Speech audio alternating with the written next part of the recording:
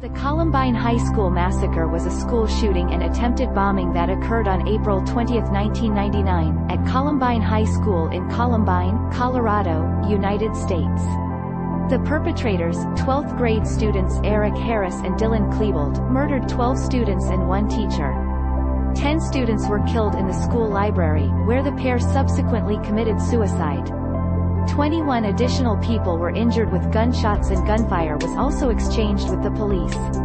Another 3 people were injured trying to escape the school. At the time, it was the deadliest school shooting in United States history. The crime has inspired several copycats, had an impact on pop culture, and Columbine has become a byword for mass shootings.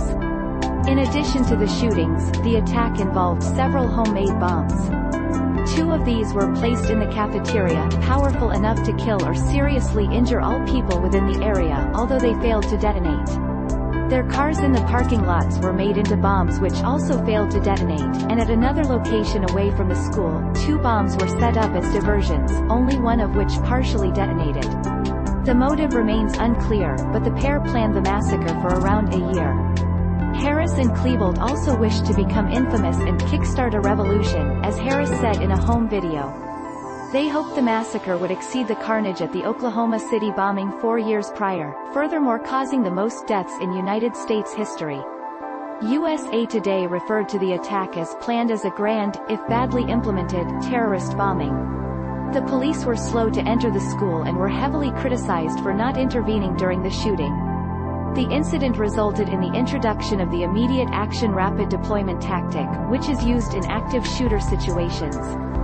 Columbine also resulted in an increased emphasis on school security with zero-tolerance policies. Debates were sparked over gun control laws and gun culture, high school cliques, subcultures, and bullying.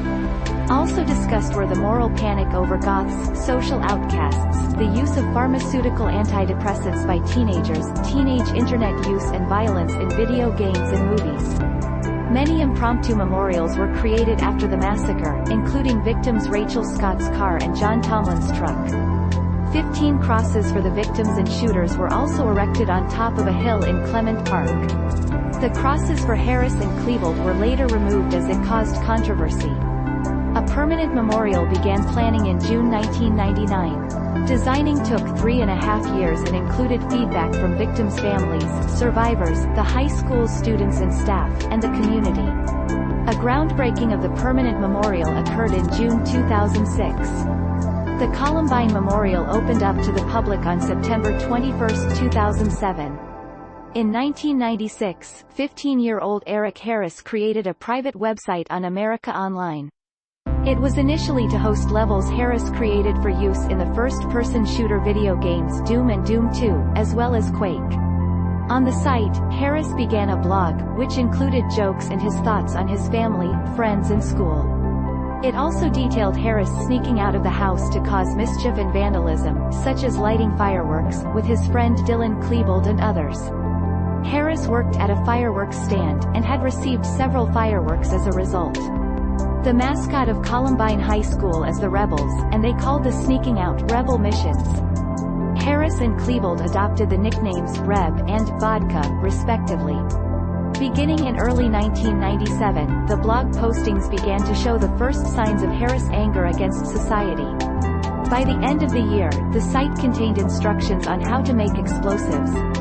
Harris wrote, "The first true pipe bombs created entirely from scratch by the rebels. Now our only problem is to find the place that will be ground zero." Harris' site attracted few visitors and caused no concern until March 1998. Harris ended a blog post detailing murderous fantasies with, "All I want to do is kill and injure as many of you as I can, especially a few people." Like Brooks Brown, a classmate of his.